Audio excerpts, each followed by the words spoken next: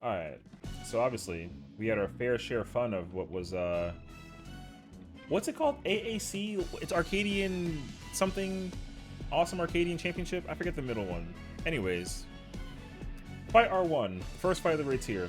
Um Now, I think there's honestly a lot of things to theorize for this fight overall.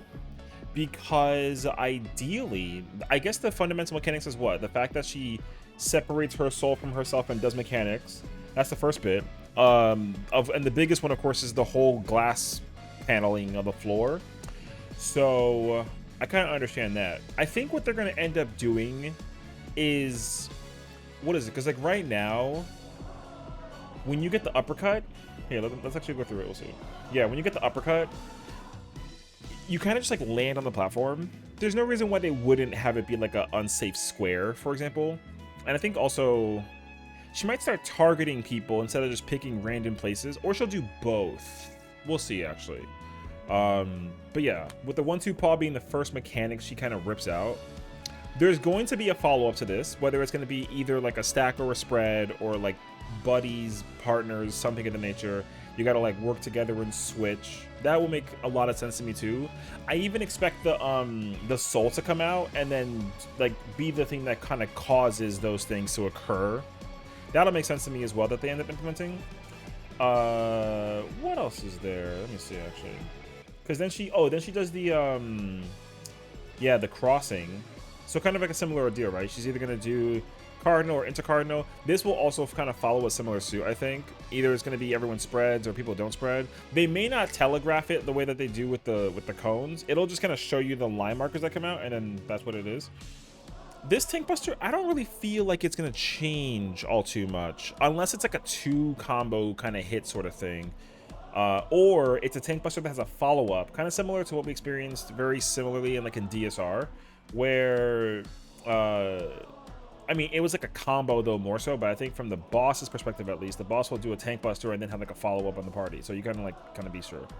Mauser is definitely the first mechanic where I think things get really chaotic, because what she'll end up doing, I think, is very different from what they're showcasing in normal versus what we're seeing here in what we will be potentially seeing in Savage at least. Because what she does is she picks like 4, right, or 2 squares normally, like out of random choices or whatever. They'll kind of keep that, but they're also going to start selecting people. They're going to start selecting people to also eat the hit with the sonic wave thing to break the platform. So I think that'll also become a thing for it as well. So I guess the real question is like, how do you kind of like dignify that, right? Like who goes what and what goes where? I think for me it's actually pretty straightforward.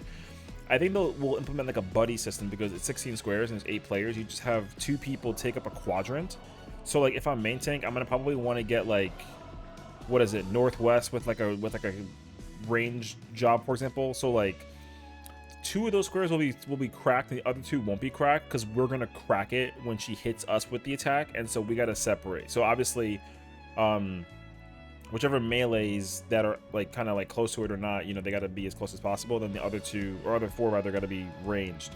So what will be really insane is if like, because it's not going to be possible for all 4 center platforms to be safe. I don't think so. I kind of expect it to be like a separation thing. So like it would be pretty insane if like, for example, like 2 platforms are broken, and you know, it's gonna like force people to kind of like go away sort of thing. That's what I'm thinking at least. But I definitely at least expect them to hit, like people will be targeted by this attack specifically, and they gotta go to platforms that are cracked, or rather uncracked, to prevent it from breaking. RIP to that guy. So I think that's what we'd be expecting for the most part. Then we have this whole thing with the platform repairing itself sort of thing, which I think that'll also in turn come into place, because depending on the timing of what gets broken and cracked when and where, I think that'll also kind of sort of matter in the mechanical repair of the arena. Then you got this. I actually think that this is going to be one of the mechanics that ends up being not like a wall, but it's going to be like a tough one to deal with, because right now when you get hit with the uppercut, I feel like it's going to do more than just knock you up and then land on that platform. I think it's going to be, if you know Titan has this like blue square diamond thing above your head where like the platform that you're standing on in Titan Eden, it will like literally break on the platform you're standing on, and the ones that are like adjacent to it. I actually kind of sort of expect that to happen.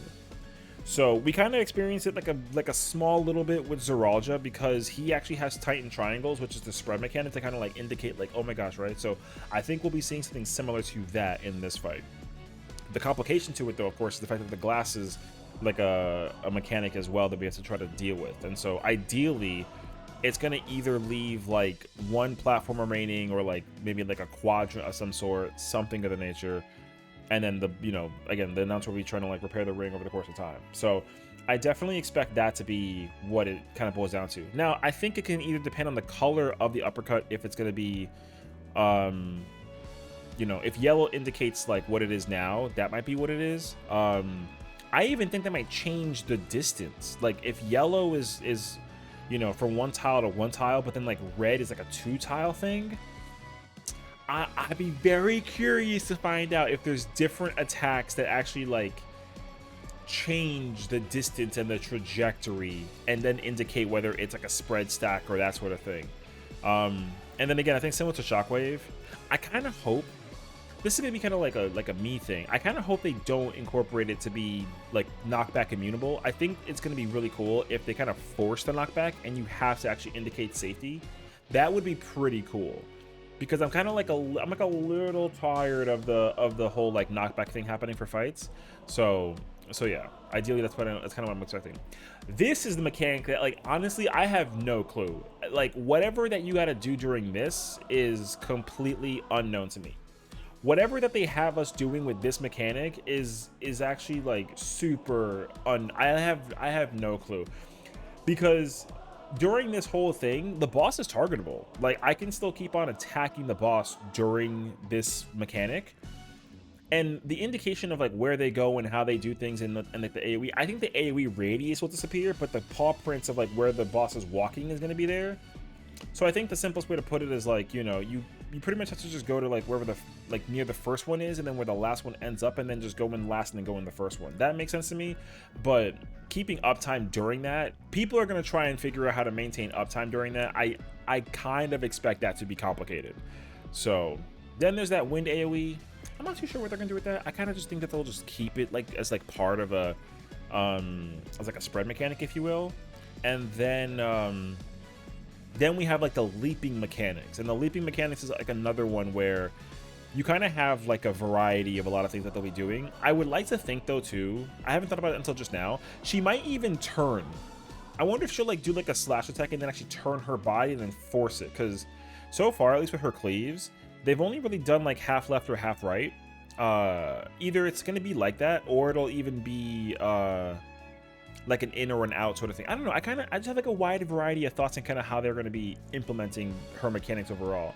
Because it'd be kind of cool if like, because if you remember from doing P1 in Endwalker, the Erichthonios will use like his like mace thing and he'll cleave like half a side. They dramatically increase it so that there's less space, but kind of like enforce the swap. So it'll be cool if they kind of keep that, but it would be like a little familiar to what we experienced in P1. So honestly, I kind of just expect that for the most part. There are definitely other mechanics though that we have like not even seen, I think, at all. Like, you know, there's like a random like name of an ability that we just have not seen at all, and it involves like a mechanic, and then there's like a bunch of stuff going on. I think that's what we're going to be seeing at some point in this as well. So I don't entirely know. It's going to be real tricky to find out. But I feel like the big mechanic, I think, is literally the platform, the glass breaking, the whole like uppercut thing, and then the and then when she uses the ability on people to kind of break the platform and that sort of thing. I think that'll be like the majority of what it is. But you know, because she doesn't have like an AoE where the arena changes, as far as I know, for this fight, so I don't expect that to be too present unless it's hidden for the Savage version specifically. Because again, this is the first fight in the expansion.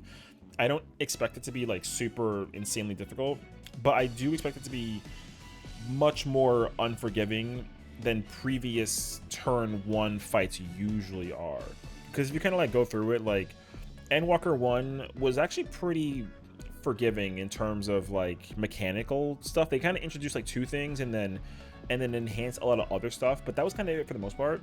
Shadowbringers one with Eden, there was a lot that we there was a lot that we did not see in the normal version that we saw in the Savage version that was really chaotic, and it actually made that fight much more unexpected than people realize, I would say personally. And then of course, like, we don't talk about Stormblood because like Stormblood, like, we're not gonna talk about that fight. So I kind of expect this fight to not be too insanely difficult, but I do expect this fight though to give people a ton of run for their money, because the biggest takeaway point for it is that most of the attacks that the boss does is physical. Like, not even the AoE is magical, it's a physical AoE. The stack laser is magical amongst like some other attacks, but the boss is mostly physical. I actually expect that boss to be very unforgiving just because of that reason alone. Like, it's gonna actually require melees to faint, and like having like a Dark Knight Gunbreaker combo might be a little bit tough. So I'd be very intrigued if the like requirement for a paladin or a warrior becomes like a necessity. So, but honestly, I don't really expect all too much aside from that though. So we'll see. I mean, honestly, Savage 1 is looking to be very fun and very exciting. So I love the arena and the aesthetic for the raids here too. So I actually just cannot wait. So there's turn 1.